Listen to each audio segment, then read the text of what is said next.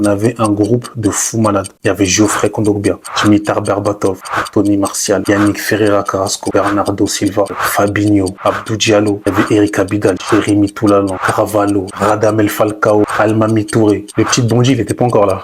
Dimitar Berbatov, il crie « Give the ball !» Il crie Axel Dissassi. Avec Axel Dissassi. Axel Dissassi, quand il est monté au Paris FC, je crois qu'il avait 15 ans. 15 ans, 16 ans. Et il s'entraîne avec nous. J'étais trop content de m'entraîner avec moi. J'étais trop content de lui montrer. Demandez-lui, Axel Dissassi, je l'ai envoyé à chaque entraînement. Salut les gars, j'espère que vous allez bien. Bienvenue sur la première vidéo de ma chaîne YouTube. Ici, on va parler football sous plusieurs formats. Aujourd'hui, on est branché sur un format que j'apprécie beaucoup, qui s'appelle Raconte-nous un bail. Le concept, il est tout simple. Mes confrères footballeurs et moi partagent des anecdotes qui nous sont arrivées dans notre carrière. Pour ceux qui ne me connaissent pas, je m'appelle Dylan Bamboula Moyo, la seule carte bronze avec 5 étoiles en geste technique sur FIFA. Allez checker, vous allez voir. Je suis footballeur professionnel. J'ai commencé ma carrière à l'Inas Montlhéry. Puis j'ai vite intégré l'INF Clairefontaine. Puis je suis resté de 13 ans à 15 ans. Après ça, j'ai intégré le centre de formation de l'AS Monaco à 15 ans. J'ai signé mon contrat professionnel à l'âge de 17 ans et joué un seul match de Coupe de France avec l'AS Monaco. Ensuite, j'ai été prêté en Ligue 2 au Paris FC où j'ai fait une trentaine de matchs. Puis j'ai signé à Dijon en Ligue 1 où en une saison et demie, j'ai fait une quinzaine de matchs. Après, Dijon m'a prêté en Ligue 2 au Gazélec Ajaccio où j'ai fait une quinzaine de matchs aussi. Après ce prêt, j'ai résilié mon contrat à l'amiable avec Dijon. Et à partir de ce moment-là, j'ai commencé à faire le tour du monde. Roumanie dans le club de Astra, Algérie à Constantine, gros big up à mes DZ. Et en Algérie, c'était magnifique. L'expérience là-bas, la ferveur, c'est du jamais vu. Ils aiment trop le foot. J'avais même pas envie de partir, mais bref, ce sera l'objet d'une autre vidéo. Bulgarie, à Tsarkosello. Après, en Angleterre, à Oldham. Oldham aussi, magnifique. Je pense que c'était les meilleurs moments de ma carrière en tant que footballeur professionnel. Après, Angleterre, Écosse. Je suis parti à Livingstone, pas super bien passé. Et pour finir, au Bahreïn, à Boussaïtine. Aussi curieux que ça puisse paraître, je ne suis pas nouveau sur YouTube. En 2021, j'ai co-écrit un livre avec mes potes du centre de formation qui s'appelle Le coup d'envoi de nos rêves. Il est ici d'ailleurs. Le coup d'envoi de nos rêves. Regardez, je suis là. En fait, il parle de nos années au centre de formation, des anecdotes de fou. Je vous conseille d'aller le lire. Franchement, vrai livre. Dans la continuité de ce livre, on avait lancé une chaîne YouTube qui s'appelle Baco. B-A-C-O. C'est le diminutif de Balle au centre officiel. Où j'avais un format qui s'appelait justement Raconte-nous un bail. J'ai interviewé plusieurs de mes confrères footballeurs, comme Abdou Diallo, avec qui j'ai co-écrit le livre et avec qui aussi j'ai lancé la chaîne YouTube. Mon frère Plaisir, connu sous le pseudo Oplay, Christopher Missilou, avec qui j'ai joué à Oldham et avec qui j'ai été en sélection du Congo, et Almami Touré, avec qui j'étais au centre de formation de l'AS Monaco. Pour différentes raisons, nous avons décidé de mettre cette chaîne en pause, mais je suis content de vous dire qu'aujourd'hui, elle est repartie de plus belle. J'ai repris le format Raconte-nous un bail ici sur ma chaîne perso, et vous pouvez toujours retrouver les anciens épisodes sur la chaîne Baco, qui est de nouveau active. Je mettrai les liens dans la bio. Sur ma chaîne, il y aura plusieurs types de formats, des vlogs, des discussions football et business, et bien sûr des vidéos comme celle-ci. Bref, on va parler de foot dans tous les sens du terme, que ce soit sur le terrain ou en dehors. Alors si tu es passionné par le foot et que tu veux rien rater, abonne-toi dès maintenant et active la cloche pour ne pas louper les prochaines vidéos. C'est bon, le décor il est planté, j'ai assez parlé. Maintenant, passons aux choses sérieuses. Mettons les pieds dans le plat comme on dit. Mon embrouille avec Dimitar Berbatov. C'est parti. Alors, comme je l'ai dit dans l'intro, moi j'ai signé mon premier contrat professionnel à l'âge de 17 ans. Avant ça, j'avais un contrat aspirant de 3 ans. Après avoir effectué toute ma formation à l'AS Monaco, à l'âge de 17 ans, ils m'ont proposé un contrat professionnel que j'ai signé. J'ai signé 3 ans professionnels. Ma première année, je l'ai effectué avec la CFA. La CFA, c'est l'équivalent de National 2. Et moi, je suis trop à l'ancienne. Hein. J'arrive pas à les nouvelles formules, les National 2, National 3, R1. J'arrive pas, vraiment, j'ai du mal. Moi, je suis encore dans les CFA, les 14 fédéraux, les Benjamins, les Poussins. Moi, je suis encore dans ces formules-là. J'arrive pas à switcher. J'ai trop du mal. Quand il y a quelqu'un qui me dit, je suis en R1, je suis en National 2, j'ai réfléchi à ton National 2, c'est l'équivalent de quoi? Donc voilà. En gros, ma première année professionnelle, je m'entraînais avec la National 2 et je jouais avec la National 2 et aussi avec les U19.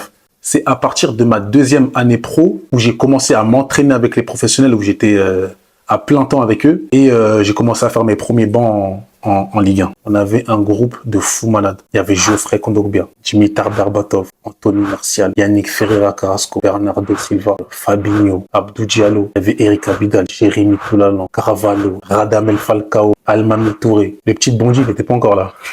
Et voilà, justement, on avait fait un premier stage. Je pense que c'était en Pologne, je crois. En Pologne ou en... Non, C'était en Autriche. On avait fait un stage en Autriche. Le stage s'était super bien passé. Et les pros m'avaient bien accueilli. On était avec plusieurs jeunes, ça qui était bien. Il y avait moi, Almami Touré, Abdou Diallo, Abdou Aziz Thiam. Ça fait, on n'était pas dépaysés. Et même les Geoffrey Kondogbia, les Anthony Martial. Anthony Martial, il a mon âge. Geoffrey Kondogbia, c'est en 93. Moi, je suis en 95.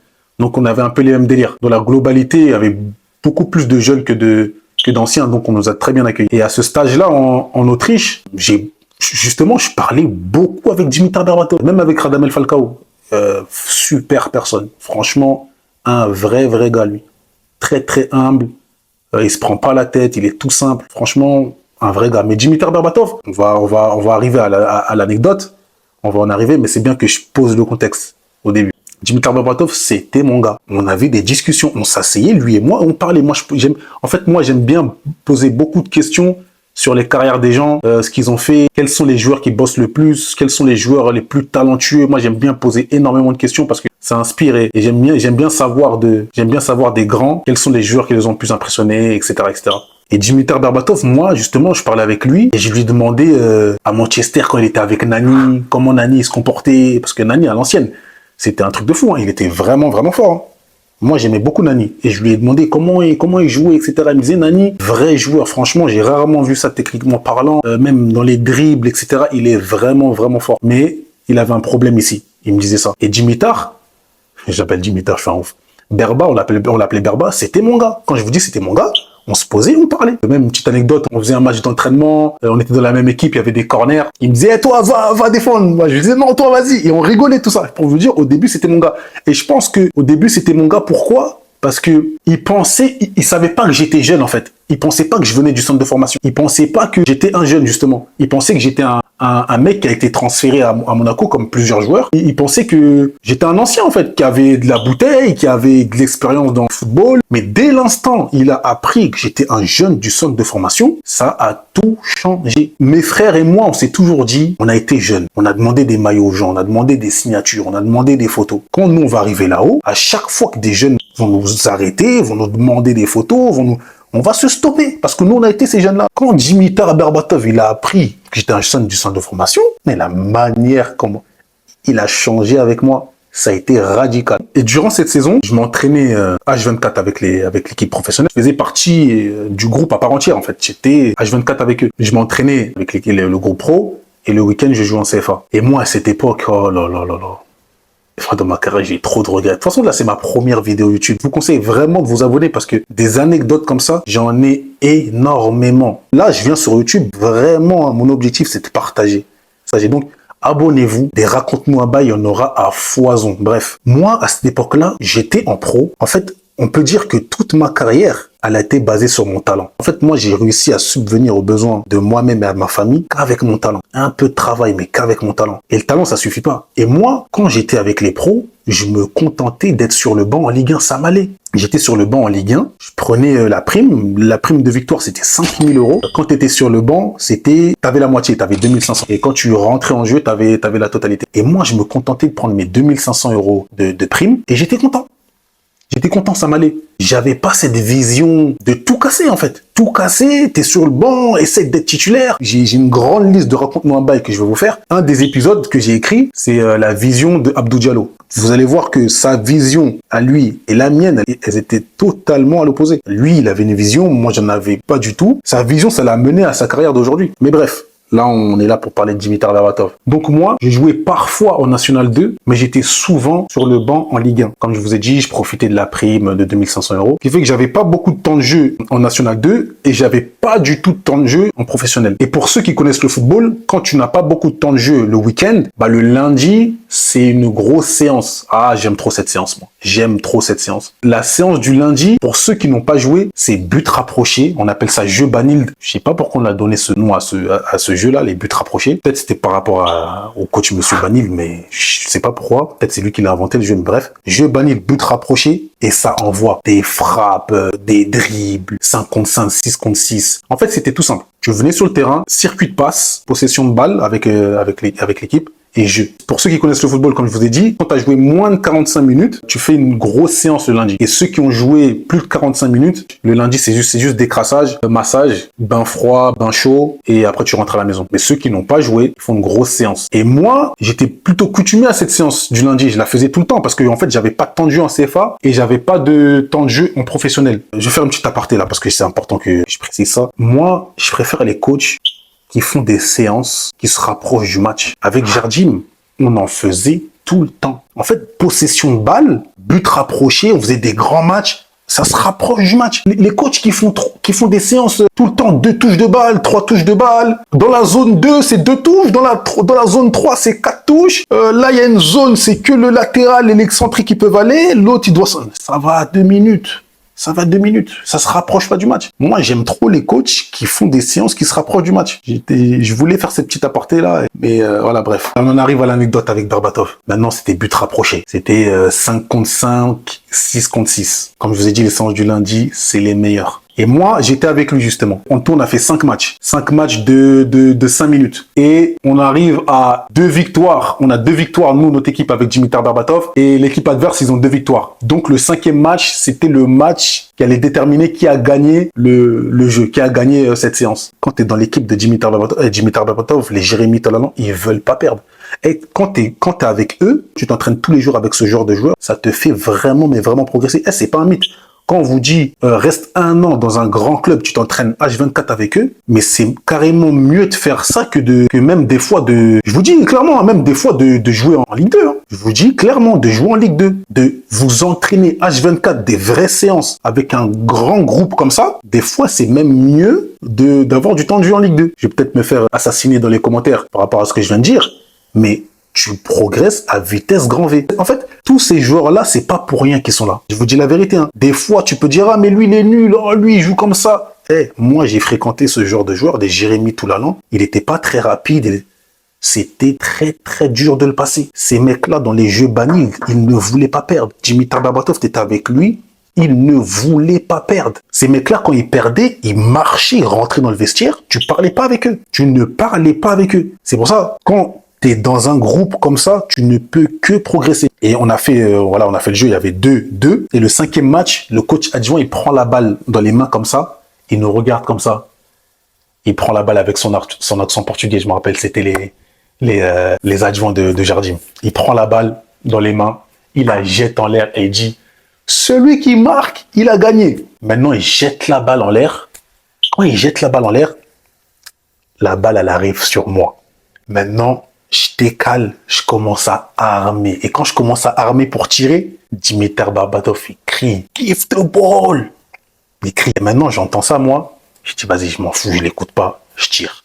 Je frappe. Boum. But. Et on a gagné.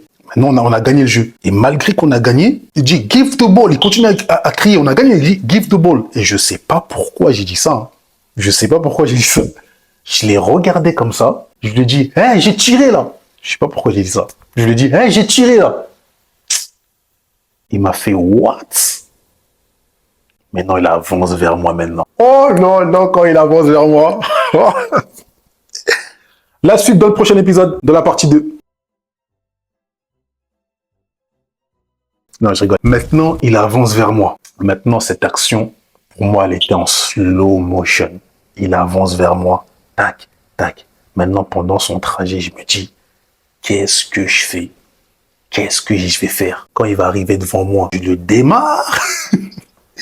Quand il va arriver devant moi, on se prend par le col, ou je le laisse me gifler. Qu'est-ce que je vais faire? Maintenant, il marche. Maintenant, pendant tout ce trajet-là, je réfléchissais. Il marche. Et pendant le trajet, il y a Jérémy Toulalan qui vient, qui essaye de stopper sa course pour le dire. Il lui a dit quoi? C'est un jeune, c'est pas grave, laisse-le. Il a dit, hey, move. Il a fait ça à Jérémy Toulalan. Maintenant, je vois ça, je me dis, mince. Il continue à marcher. Et Ricardo Caravalho, il vient à travers de son chemin. Il lui dit, hey, laisse-le, c'est un jeune, laisse tranquille, Berba, tranquille. Il dit, hey, move. Maintenant, il a fait ça à Ricardo Caravalho. Il a fait ça à Jérémy Toulalan, 2 anciens. Ça veut dire là, le mec, il était déterminé. Il arrive vers moi maintenant. Il est devant moi. Il m'attrape ici par la nuque. Il me dit, Ayou Zidane, comme ça. Il me tient comme ça. Il me dit, Are you Zidane? Je lui dis non. Il me dit, are you Messi? Je lui dis non. Il me dit, give the le mot, le F word en anglais là. Le gros mot là. Give the king ball. Et maintenant il se casse. Là, quand je vous raconte ça là, on en rigole. Je rigole, t'as vu? Aujourd'hui on en rigole. Mais sur le coup j'avais chaud. J'avais chaud. Le lendemain, je suis parti m'entraîner avec la Nationale 2. Le lendemain. Après, ce n'était pas la seule raison, parce que le match d'avant, j'avais été vraiment nul en CFA, et ça, je pense que ça a été la goutte d'eau. Ça a été la goutte d'eau, j'étais m'entraîner en National 2 pendant au moins 2 mois, non, 1 mois et quelques, 1 mois, ouais. Après, je suis revenu en professionnel. Trêve de plaisanterie, parce que tous mes raconte-moi un bail que je vais faire, à la fin, il y aura toujours une morale. C'est bien de raconter des anecdotes, c'est bien de raconter des histoires, mais à la fin de mes histoires, il y aura toujours une morale, il y aura toujours quelque chose à dire de très important. Là, j'aimerais attirer votre attention sur un problème qu'il y a en professionnel. Il y a un réel problème. En fait, les jeunes, les jeunes du centre de formation, quand on arrive en pro, il y a toujours des anciens qui sont pas contents. Il y a toujours des anciens qui sont mauvais avec les jeunes. Ils sont mauvais. Il y a certains anciens, même des Français, hein, ils sont mauvais. Moi, j'ai des anecdotes avec des professionnels. Je citerai pas leur nom parce que c'est pas le but de la vidéo, mais quand je suis arrivé en pro, ils étaient mauvais. Là, je cite Dimitar Berbatov, mais il y en a des autres. Des Français, il y en a des autres. Ils ont été mauvais avec nous, les jeunes. T'es là, tu veux, par exemple, séance de coups francs, eux, ils sont là, ils disent, non, toi, de toute façon, tu joues pas le week-end. Des trucs tout bêtes. Ça, par exemple, cette anecdote-là, c'était pas moi personnellement, mais c'était un ami à moi. Et je l'ai vu, hein, je l'ai vu en direct. Tu veux tirer des coups francs? Non, toi, de toute façon, tu joues pas le week-end. Vas-y, tire pas. J'ai entendu aussi, rien à voir avec l'AS Monaco, mais par exemple, Alain Saint-Maximin, j'avais entendu dire que, je sais pas si elle est vraie cette anecdote, mais j'avais entendu dire qu'il monte en professionnel, séance de tir au but des pénaltys, il fait une panenka à Ruffier, il pète un câble, il pète un plomb. Après, encore à l'AS Monaco. Après, là, c'était avec Radamel Falcao. Radamel Falcao, c'est tout le contraire. Il nous a trop bien accueillis. J'ai même été surpris de comment il nous a accueillis. Trop gentil. Et même, ça sera l'objet d'une autre vidéo aussi d'un raconte-moi un bail où je vous parlerai de ce que j'ai appris avec Radamel Falcao. Très inspirant, très intéressant. Voilà, Marcel Tisserand, un jour, il est avec les professionnels. Il met je sais pas s'il met un tacle ou il a cassé Radamel Falcao. Et Radamel Falcao, il a pété un câble. Péter un plomb sur lui. Et moi, ma question, c'est, nous les jeunes, enfin maintenant, moi je suis plus jeune, mais les jeunes du centre de formation, quand on monte avec les pros, quel comportement on doit avoir dans ce genre de situation? Est-ce qu'on doit rester de marbre, rien dire quand ça nous arrive, quand il y a des trucs comme ça qui nous arrivent? Un mec qui nous manque de respect, il nous parle mal, ou il nous donne des ordres comme si on était des chiens, parce qu'on est des petits du centre de formation. Est-ce qu'on doit rester de marbre, on dit rien? Ou est-ce qu'on doit montrer justement qu'on a de la personnalité, on doit répondre? Franchement, dites-moi dans les commentaires ce que vous en pensez, mais ça c'est un fléau. Je sais pas si ça existe encore, mais les jeunes du centre de formation quand ils montent avec les pros, c'est pas tout le monde, hein. Là je vous dis pas que c'est tous les pros qui sont comme ça, mais il y a certains pros, ils sont pas cordaires. Et même, je vous dis, des fois c'est des Français, qui ont été en centre de formation, qui sont montés avec les pros, et qui se comportent comme ça avec les jeunes. Ça, j'essaye de comprendre, je n'arrive pas. Je ne comprends pas. J'arrive pas à comprendre. Moi, les jeunes, quand ils montaient, quand j'étais à Dijon, quand j'étais au Paris FC, même j'étais avec Axel Dissassi. Avec Axel Dissassi. Axel Dissassi, quand il est monté au Paris FC, je crois qu'il avait 15 ans. 15 ans, 16 ans. Et il s'entraînait avec nous. J'étais trop content de m'entraîner avec lui, moi. J'étais trop content de lui montrer. Demandez-lui, Axel Dissassi, je l'ai envoyé à chaque entraînement. À chaque entraînement, je l'ai envoyé pour lui montrer que, hey, là, toi, tu veux monter avec les pros, tu veux savoir comment ça se passe. En fait, je lui rendais service en jouant comme ça. Et même, il me demandait des conseils, je lui donnais. Je me rappelle, lui, sa vie, il sortait du lycée, il prenait le train, il venait s'entraîner, il finissait l'entraînement, il prenait douche, il prenait vite sa douche, il devait repartir. Non, lui, franchement, qu'il est là aujourd'hui, c'est pas un hasard. Gros big up à Axel Dissassi, c'est un bon gars. Là, ça fait longtemps que j'ai pas parlé avec lui, mais c'était un bon gars. Mais voilà, c'est pour vous dire que nous, les jeunes, moi personnellement, et même les proches à moi, quand les jeunes ils montaient, on les poussait. J'ai souvent des discussions comme ça avec Youssouf Mchangama. Youssouf Mchangama, il est beaucoup dans le partage aussi. Il est beaucoup dans le partage. Il aime bien donner des tips, il aime bien donner des conseils aux jeunes.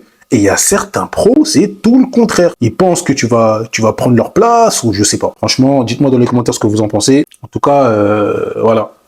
Moi, ce genre de personnes-là, j'aime pas trop. On arrive à la fin de cette vidéo. N'oublie pas de t'abonner pour ne manquer aucun épisode. Parce que des RNUB, il y en aura énormément. Et moi, j'ai une longue carrière. Comme vous avez vu, j'ai bourlingué. J'ai fait énormément de pays. J'en ai des choses à raconter. Donc, je te conseille de t'abonner. Abonne-toi, active la cloche et partage cette vidéo si t'as aimé. Je pense que je serai sur un rythme une vidéo par semaine. Là, c'est la première. Je vais voir comment ça va prendre. Mais je pense que j'aurai un rythme de une vidéo par semaine. Et il n'y aura pas que des racontements en bail. Comme je vous ai dit, il y aura des vlogs, il y aura des discussions foot et business. Je vais aller rencontrer mes confrères. Je vais aller rencontrer mes anciens coéquipiers. Je vais vous montrer tout ça. Cette chaîne, elle sera pour les gens qui aiment le foot. Et pas que le foot sur terrain. Là, ça sera toutes les discussions liées au football. Allez, on arrive à la fin de cette vidéo. Peace et abonne-toi, mon gars.